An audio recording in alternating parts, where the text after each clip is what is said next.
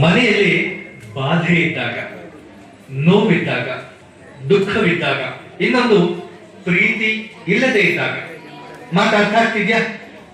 ಪ್ರೀತಿ, ಪ್ರೇಮ, ಜೀವನ ಇಲ್ಲದೆ ಇದ್ದಾಗ ಈ ಎಲ್ಲ ದಾರಿಗಳೆಲ್ಲ ನಾವು ನಡಿತೀವಿ, ನಾವೆಲ್ಲರೂ ಕೂಡ ನಾವೇನ್ ಮಾಡ್ಬೇಕು? ಮನೆಯನ್ನೇ ಪ್ರೇಮಮಯ ಮಾಡ್ಬೇಕು, ಮನೆಯನ್ನೇ ಪ್ರೀತಿಯಿಂದ ತುಂಬಿಸ್ಬೇಕು. ಅಯ್ಯೋ ಗುರುಗಳು, ನಿಮಗೇನ್ ಗೊತ್ತ ನಮ್ಮ ಮನೆ ಕಥೆ ಅಂತಾನೂ ಬಹಳ ಜನ ಹೇಳ್ತಾರೆ. ಎಂಥ ಸಮಸ್ಯೆ ಇದ್ರು, ಎಂಥ ಬದುಕಿದ್ರು ಕೂಡ ಆ ಬದುಕನ್ನ ಪ್ರೀತಿಯಿಂದ, ಜೀವನದಿಂದ, ಪ್ರೇಮದಿಂದ ಹೇಗೆ ತುಂಬಿಸ್ಬೇಕು, ಅದಕ್ಕೋಸ್ಕರ ನಮ್ಮ ಧರ್ಮದಲ್ಲಿ ಅನೇಕ ಹಬ್ಬಗಳನ್ನ ಕೊಟ್ಟಿದ್ದಾರೆ.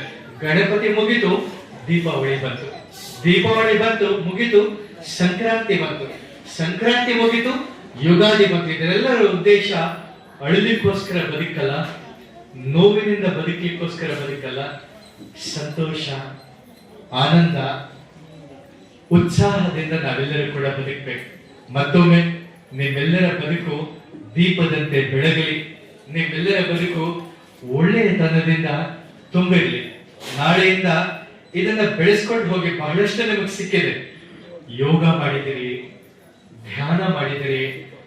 ನಮ್ಮವರು ಪೂಜೆ ಹೇಗೆ ಮಾಡೋದು ಅಂತ ಹೇಗೆ ಆರತಿ ಮಾಡೋದು, ಅಗರಬತ್ತಿ ಹಚ್ಚಬೇಕಂದ್ರೆ ಹೇಗೆ ನಿಂತ್ಕೊಳ್ಬೇಕು, ಕೆಲವರು ಎಡಗಡೆಯಲ್ಲಿ ನಿಂತ್ಕೊಳ್ಬೇಕು, ಬಲಗಡೆಯಲ್ಲಿ ನಿಂತ್ಕೊಳ್ಬೇಕು. ಇದೆಲ್ಲದರ ಅರ್ಥ ಒಂದು ಶಿಸ್ತು. ಚಪ್ಪಾಳೆ ಸ್ಟಾರ್ಟ್ ಆದಾಗ ನಾವೆಲ್ಲರೂ ಕಲಿಬೇಕು ಚಪ್ಪಾಳೆ ಹೇಗೆ ಬಿಡಬೇಕು ಅಂತ ಹೇಳಿ. ಅದು ಕಲಿತಿದ್ದರ ಉದ್ದೇಶ ಚಪ್ಪಲಿ ಹೇಗೆ ಬಿಡಬೇಕು. ಇವತ್ತು ಪಂಚ ಹಾಕೊಂಡಿದ್ದೀರ, ಆ ಮೇಲ್ಗಡೆ ವಸ್ತ್ರ ಅದನ್ನ ಹೇಗೆ ಹಾಕೋಬೇಕು.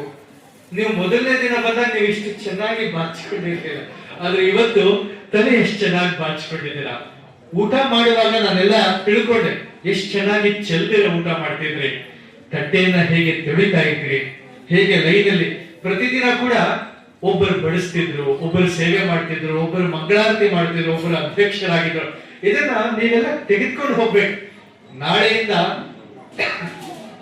ಎಷ್ಟು ಸಾಧ್ಯವಾಗುತ್ತೆ ಧರ್ಮಸ್ಥಳದ ಯಾವುದೇ ಕೆಲಸ ಇದೆ, ಸೇವೆ, ಪೂಜೆ, ದೇವಸ್ಥಾನ, ಅರ್ಚನೆ ತೊಡಗಿಸ್ಕೊಳ್ಳಿ ಅಂತ ಹೇಳ್ತಾ